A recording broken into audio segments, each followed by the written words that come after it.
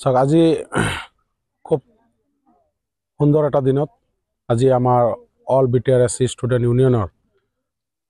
উদ্যোগত আগন্তুক 22-23 মাৰ্চত তেওঁলোকৰ যি চতুৰ্থ দ্বিবাৰ্ষিক কেন্দ্ৰীয় অধিৱেশনখন অনুষ্ঠিত কৰাৰ কাৰণে আজি আমি লাইখুঁটা স্থাপন কৰিলোঁ আৰু এই লাইখুঁটাত আজি স্থাপন কৰাৰ সময়ত উপস্থিত হৈছে আমাৰ কেন্দ্ৰীয় সমিতিৰ সভাপতি প্ৰদীপ সৰকাৰ ডাঙৰীয়া, লগতে উপস্থিত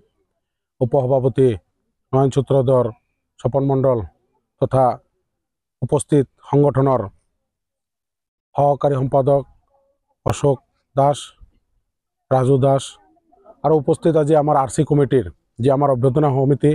সেই সমিতিৰ আজি উপসভাপতি ইন্দ্ৰ দাস ডাঙৰীয়া, লগতে নাৰায়ণ দাস আৰু মোৰ আজি RC কমিটিৰ সাধাৰণ সম্পাদক প্ৰদীপ মণ্ডল ডাঙৰীয়া সম্বন্ধিত সকলো আমাৰ আজি ইয়াতে উপস্থিত এই RC কমিটিৰ লগত জড়িত বিভিন্ন বিষয় বাবদ থকা আমাৰ সদস্যসকল। আজি আমি আগন্তুক যি অধিৱেশন সেই অধিৱেশনৰ কাৰণে আজি ইয়াতে লাইখুঁটা স্থাপন কৰা হৈছে। সকলো ৰাজ্যৰ সহায় সহযোগিতাৰ আজি খুব ধুনীয়াকৈ আজি যি মাংগলিক অনুষ্ঠান নীতি সম্পন্ন কৰা হৈছে। তো আগন্তুক দিনত আমাৰ ইয়াতে 22-23 মাৰ্চত ইয়াতে SC চেণ্ট্ৰেল কনফাৰেন্সখন হ'বলৈ গৈ আছে দুদিনীয়া কাৰ্যসূচীৰে। তো সেইকাৰণে আমি সকলোৰে সহায় সহযোগিতা কামনা কৰিছোঁ। লগতে ইয়াতে উপস্থিত হ'ব আমাৰ BTR মুখ্য কাৰ্যবাহী সদস্য প্ৰমোদ বড়ো ডাঙৰীয়া, লগতে উপস্থিত থাকিব আমাৰ অনুসূচিত জাতিৰ গৌৰৱ আমাৰ অসমৰ সন্মানীয় কেন্দ্ৰীয় মন্ত্ৰী পীযুষ হাজৰিকা ডাঙৰীয়া, সম্বন্ধিত বহুত মান্যগণ্য ব্যক্তিসকল ইয়াতে উপস্থিত থাকিব। তো আৰু ইয়াতে আমাৰ দৰ্শকে স্বতঃস্ফূৰ্তভাৱে ইয়াতে ওলাই আহিছে। তো আজি SCৰ কাৰণে যে এই মানুহবিলাকে তেওঁলোকে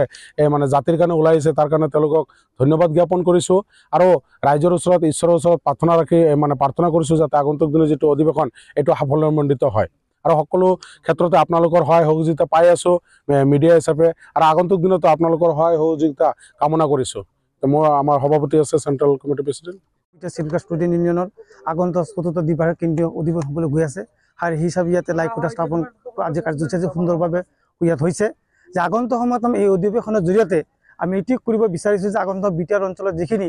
আমাৰ প্ৰায় 4,19,000 মানুহ আছে এই মানুহখিনি যিখিনি অভাৱ অভিযোগ যে আগন্তুক সময়ত বা আমাৰ এই কালাইগাঁও স্থিত গেৰুৱা অঞ্চল বা কালাইগাঁও এৰিয়াত যিখিনি আমাৰ অভাৱ অভিযোগ আছে আৰু গোটেই BTR অঞ্চলত যিখিনি অভাৱ অভিযোগ আছে সেইখিনি কথাখিনি যাতে আমি আগন্তুক এই অধিৱেশনৰ জৰিয়তে চৰকাৰৰ ওচৰত আমি দাঙি ধৰিব পাৰোঁ, আমাৰ সমস্যাখিনি আমি যাতে দাঙি ধৰিব পাৰোঁ, আমাৰ সাংবিধানিক অধিকাৰখিনি যাতে আমি দাঙি ধৰিব পাৰোঁ, তাৰ উদ্দেশ্য লৈয়ে আমি এই অধিৱেশনৰ আয়োজন কৰিছোঁ। আশা কৰিছোঁ এই অধিৱেশনখন আমাৰ কালাইগাঁওবাসী ৰাইজে সুন্দৰভাৱে আদৰণি জনাইছে আৰু ইয়াত বিভিন্ন দল সংগঠনে আমাক সহযোগ কৰিছে, মিডিয়া আপোনালোকে সহযোগ কৰি আছে আৰু আশা কৰিছোঁ আগন্তুক 22 আৰু 23 তাৰিখত অধিৱেশন সুন্দৰভাৱে অনুষ্ঠিত হ'ব বুলি আমি কেন্দ্ৰীয় কমিটিৰ পৰা দৃঢ় বিশ্বাস আৰু সেইকাৰণে মই আজি কেন্দ্ৰীয় কমিটিৰ সভাপতি হিচাপে এই কালাইগাঁওবাসী ৰাইজক মই ধন্যবাদ জনাইছোঁ, ওয়েলকাম জনাইছোঁ আৰু আগন্তুক সময়ত যাতে অধিৱেশন সুন্দৰভাৱে আগুৱাই লৈ যায় তাৰ কাৰণে মই অনুৰোধ জনাইছোঁ। গোৱালপাৰা MS কিষাণ মেচিনেৰী আনিছে সুখবৰ। 25,000 পৰা 45,000 টকাৰ ভিতৰত DSA মিনি ট্ৰেক্টৰ। অধিক জানিবৰ বাবে যোগাযোগ কৰক 7002650623 ফোন নম্বৰত।